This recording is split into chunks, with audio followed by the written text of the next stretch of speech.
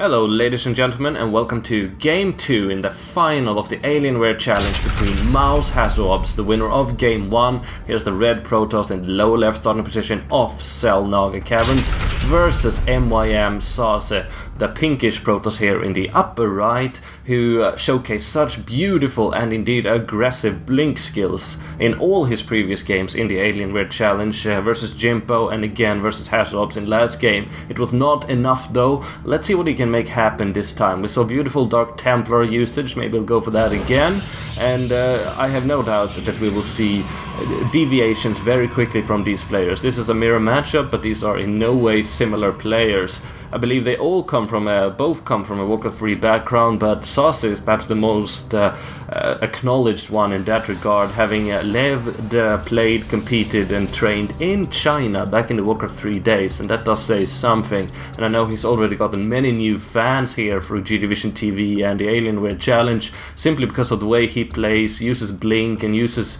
early aggression to hold back the opponent. Even last game, even though his aggression did not win him the end, he went completely unharassed until, well, HasuObs' Death Hammer hit him in the head, and well, that is always a win in and by itself. You can keep yourself undisturbed back in the base by keeping the opponent occupied in his. Gateway now going down as well as the simulator. Last game we saw SaSe do a successful gas steal. Will he do the same again? I wonder. It seems to be somewhat of his signature in PvP at the very least. Trying to sneak some minerals off HasuObs and keeping very close to this simulator, and rather Vespene Geyser might place his own on there. First Gateway now up and Cybernetics Core following for HasuObs. And this scouting probe continues to be annoying, always trying to poke hole in probes, disrupting mining, disrupting focus, the so-called third resource in StarCraft. If you can't focus, you can't really play. SaSe's Cybernetics Core being delayed as he's taking his his opponent's assimilator again, stealing it in front of his eyes. Let's see if he can escape with the scouting probe alive. He did not succeed with that last time. He wants to keep it in here until the Stalker comes out, or rather sell it, which might serve SaSe, as HasuObs cannot really do any important tech choices as his opponents got vision of him, but HasuObs' scouting probe is also alive and kicking up here in SaSe land, and we've yet to see any real tech choices coming out of either player. Sentry first for SaSe, whereas of course HasuObs went Sellout first, then following it up with a Stalker, as is indeed common. Sentry first might indicate somewhat of a defensive opening, depends on whether he continues with it, but it will of course enable him to place force fields on his ramp and prevent any early enemy units from getting up there. We'll see what his follow-up will be. Twilight Council again will be his follow-up. Will this result in those quick blink stalkers that seems to be SaSe's #1 signature, or will it result in Dark Templars, High Templars, or anything else nice and deadly? Again, the scouting probe trying to escape this stalker. Did not succeed last game. It might have better luck this time, perhaps not. In either case, we see quick deviations from both players, 2 more gateways, and a Twilight Council of his own going up for HasuObs, deviating from his previous style. This will undoubtedly result in quick blink, I would imagine. 2 gateways here walling in, so quite similar, even though of course SaSe is faster. And now a scouting probe of HasuObs trying to get up, and indeed he got to see that Twilight Council, I'm quite sure of it. Yes, indeed, he's now completely aware, and SaSe do not want that. The blink is now started, 4th gateway on the way, and meanwhile Hasu has taken himself a little bit of map control.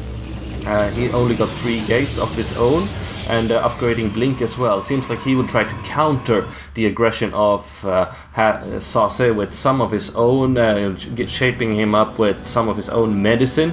And I think he was indeed, even though he won the last game, quite disturbed and provoked by the immense Blinkstalker aggression put on by SaSe. He could very well have won that game so convincingly, and HasuObs feels that he needs to combat fire with fire.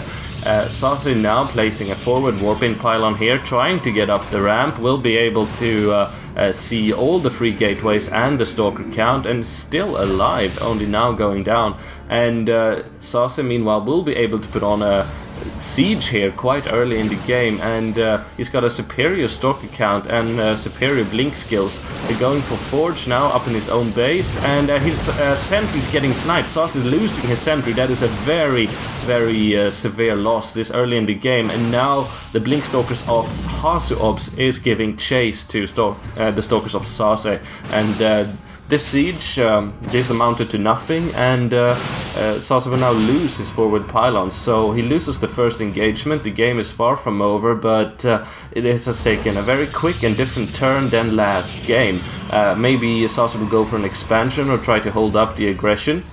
Meanwhile, we see a fairly similar army composition, or rather count, make that 11 HasuObs stalkers and 1 zealot versus 7 stalkers and 1 sentry of SaSe. So HasuObs is in the lead, supply lead 54 to 47. He did win that previous engagement, but as SaSe is taking down reinforcements, rather HasuObs taking down SaSe's reinforcements, we now see lots of stalkers up in HasuObs' base here. Will be able to take down this pylon, perhaps? No. He should probably blink out, but Hasu is anticipating it. Will be able to snipe them if they do so, and now sniping up. Will be able to take down many of these stalkers. Actually, the superior, perhaps, blink skills of SaSe enable him to evade the damage, but losing many stalkers. Maybe these will survive, or he might lose another one, but still, I must say that Hasu is taking a commanding lead so far, now trying to snipe these stalkers as they are coming up. Will he be able to pincer them, perhaps? We shall see. This is a game of cat and mouse, and it's definitely so that SaSe is the mouse. And HasuObs showing why he was a contender in the NASL, the North American Star League, that was recently concluded. He is indeed very good, a very strong Protoss player from Germany, but SaSe is by no means out of the game just yet. He has taken his own expansion up at his natural, even though he's losing these stalkers now. He is definitely still a contender in this match and in this series. The Dark Shrine again has now completed, adding a 5th gateway.